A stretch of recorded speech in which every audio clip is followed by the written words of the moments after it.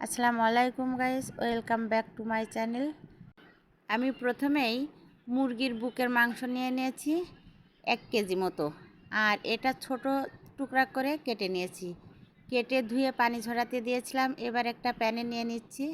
নিয়ে প্রথমে দিয়েছি 1 চা চামচ আদার গুঁড়া, 1 চা চামচ ধনিয়ার গুঁড়া, 1 চা চামচ জিরার গুঁড়াটা 1.5 চা চামচ আছে। আর ঝালটা আপনাদের স্বাদ মতো দিবেন। আমি এখানে 2 চা চামচ উঁচু করে ঝালের গুঁড়া দিয়ে দিয়েছি।